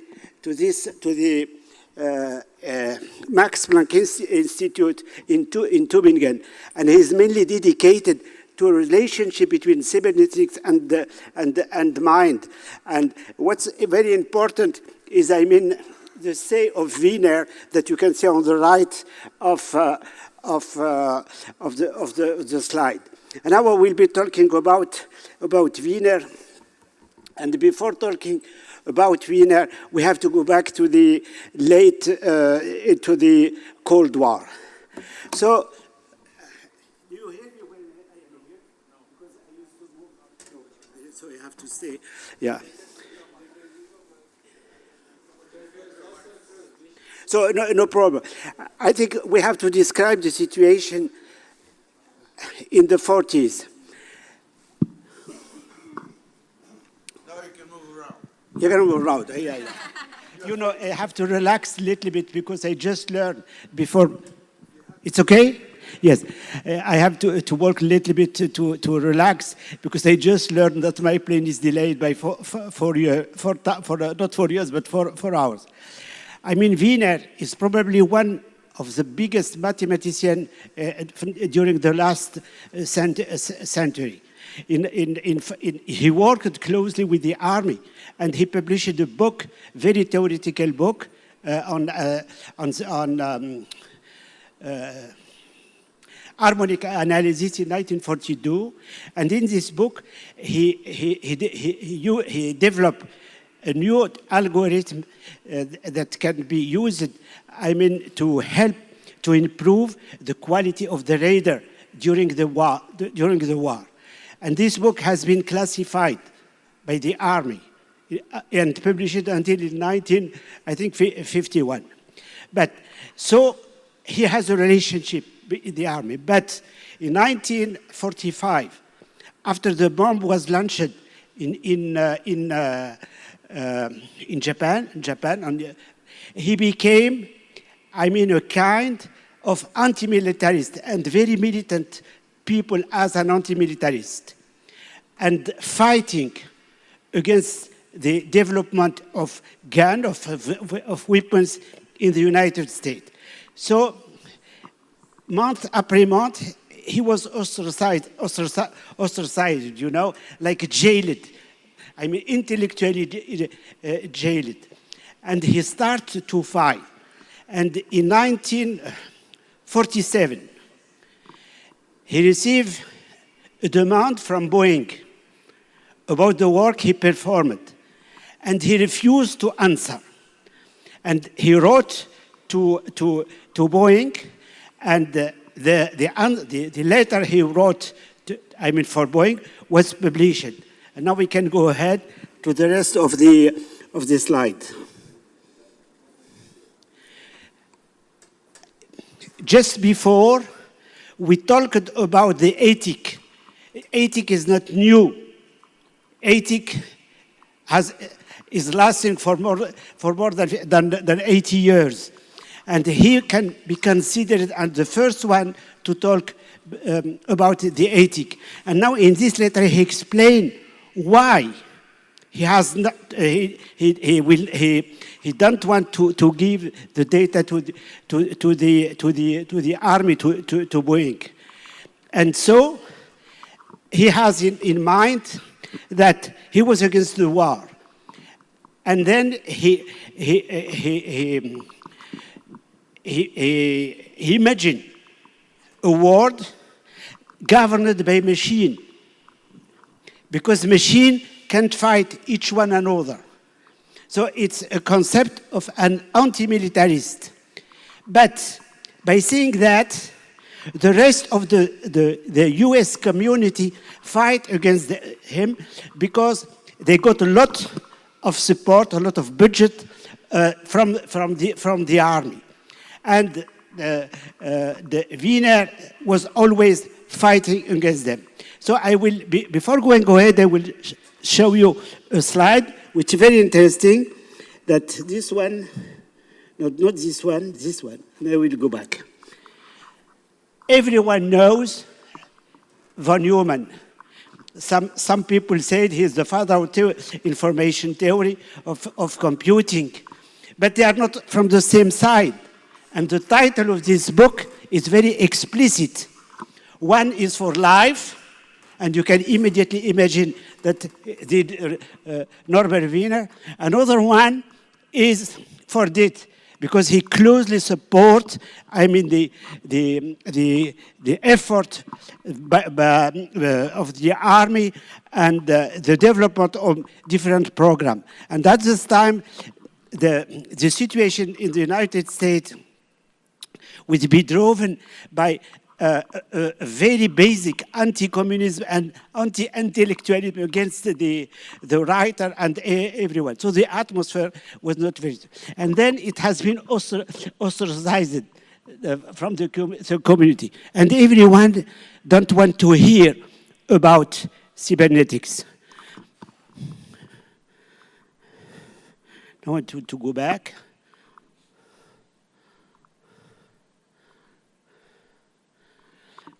So his idea on cybernetics came up, and he wrote a book. But the atmosphere in the United States was not in favor about his idea. So he has been invited in 1947 in France, and the pure of the pure mathematician named the Bourbakis invited him in France and pushed him to write a book on his idea. So the book, Cybernetics, has been written under the pressure of the French mathematician. Secondly, it has been published in France. This is not truly known. So this is the book. And you can see in a very prestigious, in a very prestigious collection named Actualité Scientifique et Industrielle.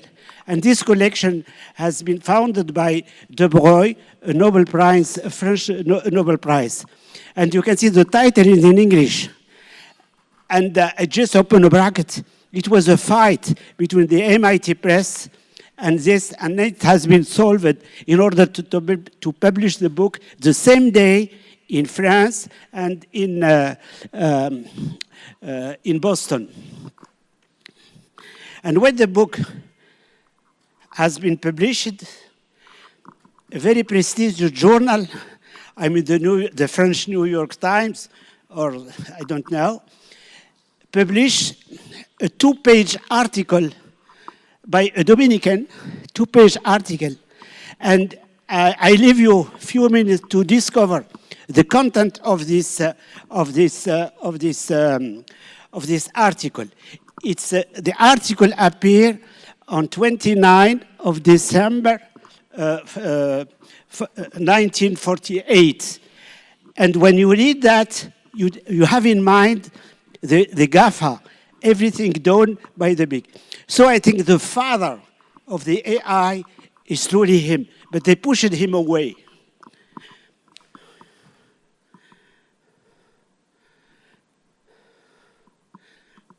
So after this introduction of about cybernetics, I just want to raise the idea that that AI is, has a mother, which is cybernetics. And just an open bracket, which is not in my slide, is the following: everyone, in every journal, in every book, in every conference, state that AI started in 1956 or 55, I don't remember, by a guy named John McCarthy. He met many people.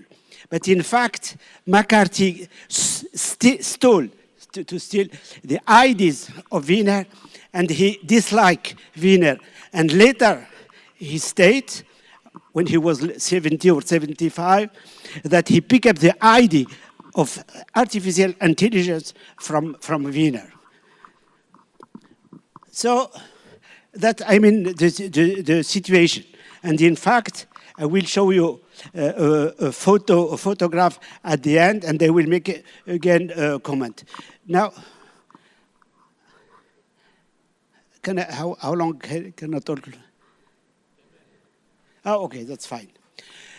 Now, after this bracket, I'm going to the main idea, the abstract I gave, that,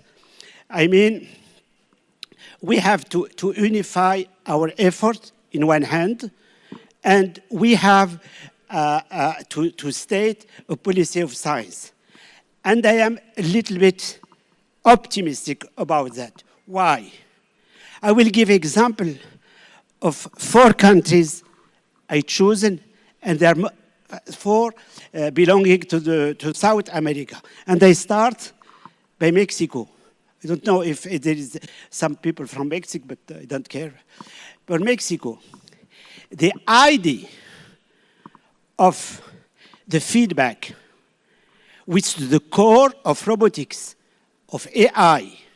For instance, when you optimize the weight of each neuron, you always take some technique, and the idea of retroaction comes from physiology. And Wiener has been influenced and learned with Arturo Rosenblatt, who have a large laboratory in Mexico.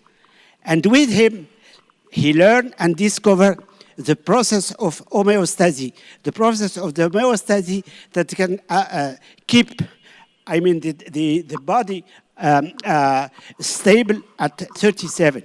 It's the first system controlled. And the idea of control, the idea of robotic, the idea used come from this concept. And it came with a close cooperation with between Rosenblatt and Wiener. Rosenblatt is a very bright type. He's graduated from La Sorbonne and from Harvard, and he has been also professor in Harvard. So I think the excellence can also exist in the South, in the countries. The second example is the following. It's about Chile. Is there any people from Chile here? No. In Chile, during the period of Allende, this was a crazy man. Crazy man in the sense, he was a cybernetician. He's British. His name is Stafford Beer, and he has been hired by the Santiago Boys. The Santiago Boys was the young people, in the close to Allende. and they start the first application of cybernetics.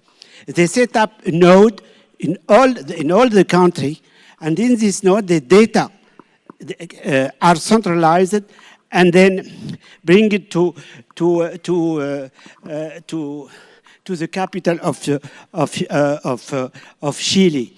And it was the first experience, I mean, in the world, because at that time, internet don't exist in the US. But what happened? There is a different book, and the book which on the left is a PhD submitted in MIT by Eden Medina, who is now, for the time being, he's originally from Chile, and explained. Another book appeared about the Santiago Booth telling this story. So, I mean, it exists, or we in the history, I mean, some space for excellence. Now, the third one is with Cuba. Cuba, this is Fidelito. Fidelito, he passed away a few years ago. He used to be here in the previous TWAS conference.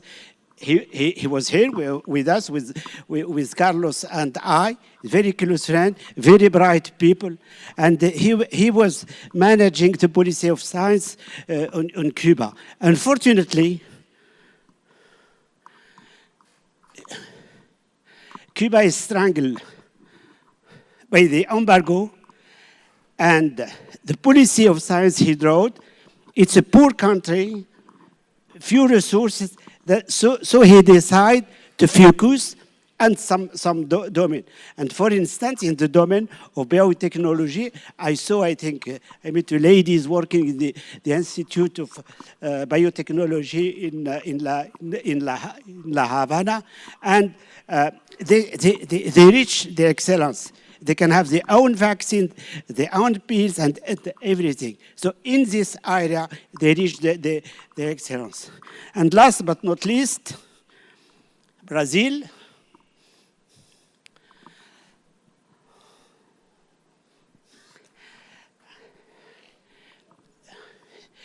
Before starting, he was a very good friend. This is when I have been awarded the TWAS medal in 2011 in Trieste. And I discussed it with the chairman of the session before I start. And I ask you to raise up and tribute to Palis. We will have 1 minute of silence. This ID, sorry, we don't start. This ID is not my personal ID. It's an ID I discussed with two friends, Carlos and Norbert Weisenstadt. So I think if you can stop 1 minute, that will be a souvenir from Palis. Please. Thank you.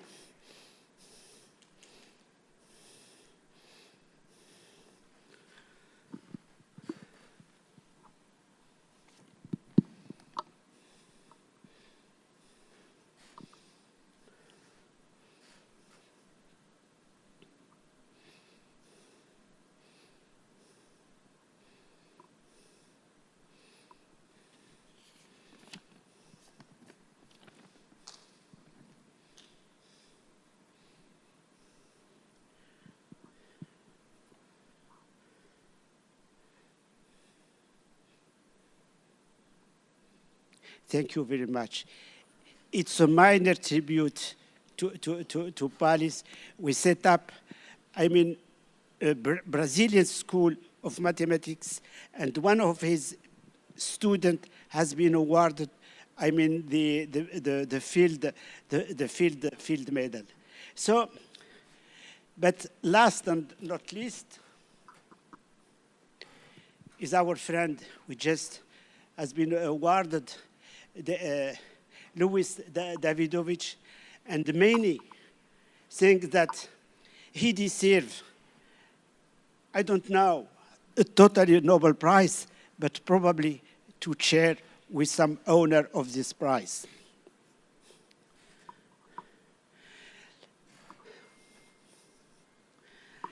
Now pay a look to this. Probably everyone has seen this in the TV or in the... It was for the, to celebrate, it was a ceremony for Trump. And I will have some iconographic analysis of this picture. So, in the first row, you have the leader in terms of powerless and the capital in the first rank. But behind, this is what I will explain in the next slide, and you can read it.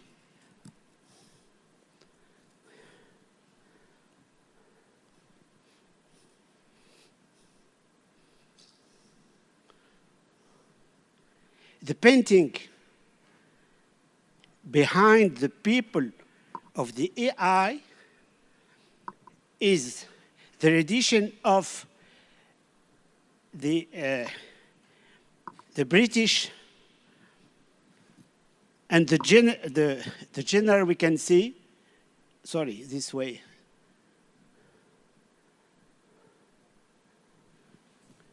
Is the General Washington, who later became the President of the United States. And so I think the people around Trump are not very stupid people. They are using the history, for the purpose they want to reach.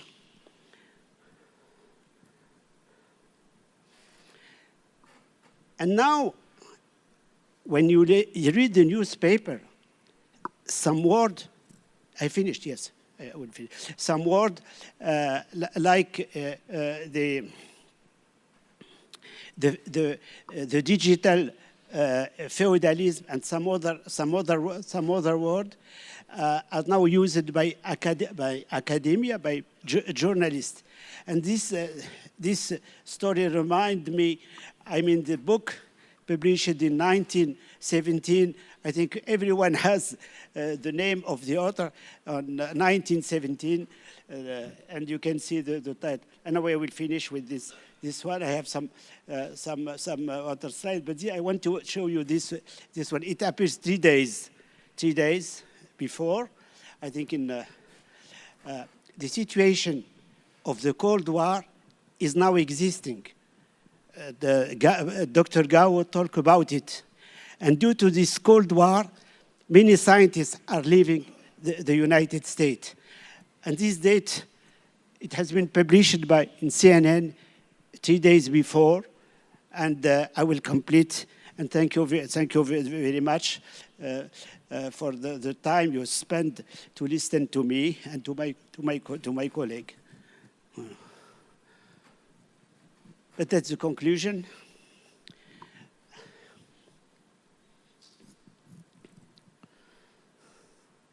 The conclusion, I think, the first point, that it exists many small islands of excellence, and now we have to enlarge them. And the second one is the training of the people, so to improve the critical thinking. Thank you very much.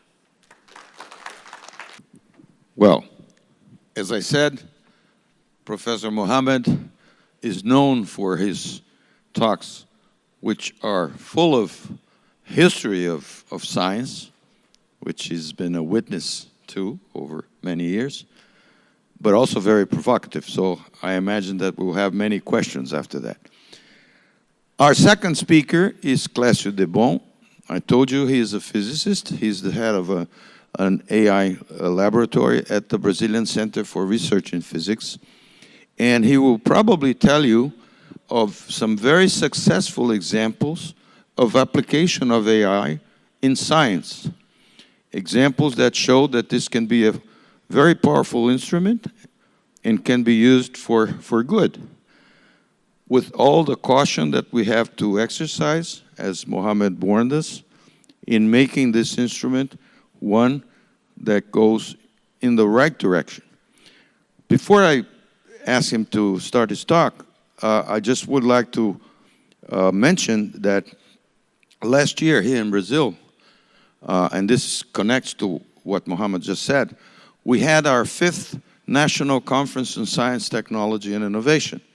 And in that conference, President Lula was given a very thick book, which was the outline of the Brazilian program on artificial intelligence, which was a demand from our president because he wanted, in his words, an artificial intelligence that spoke Portuguese.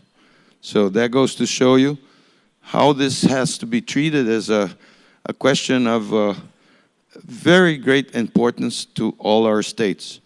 And as Mohammed said, I think that collaboration is the key to success in this. So, please, Clécio. It's back to work. So, hello everyone. Can you hear me? Okay. Hello everyone. Thank you for the survivors of this last session. So I'm glad to have you all here. I'm Clécio Debon. As I was mentioned before, I was, by coincidence, a student of Carlos Aragão in the very, very long past while I was an undergrad in physics. And I think I must say this now, I was honored this year, I feel very honored to be awarded to the Jacob Palles Awards. So, and I've been surrounded by people that work with Jacob Palles, that was just mentioned. I didn't know Mohammed had this close connection with Jacob Palles, but I was very glad to see this happening. Unfortunately, I couldn't meet him when he was alive, but in any case, I feel very honored to be part of this somehow. So I'm talking a little bit about the two sides of sciences, of the AI in science, not specifically on my science, but through all science this time. I'm going to show you some examples, but I'll start with some history, but not that long history, as Mohammed just told us. I'll start at least from my history. I started building my first AI machinery 20 years ago. And 20 years ago, the scenario was quite different. What we hear a lot is, oh, there's just too many data in the years to come. There will be a lot of experiments, a lot of things going on, so we need AI. But why do we need AI?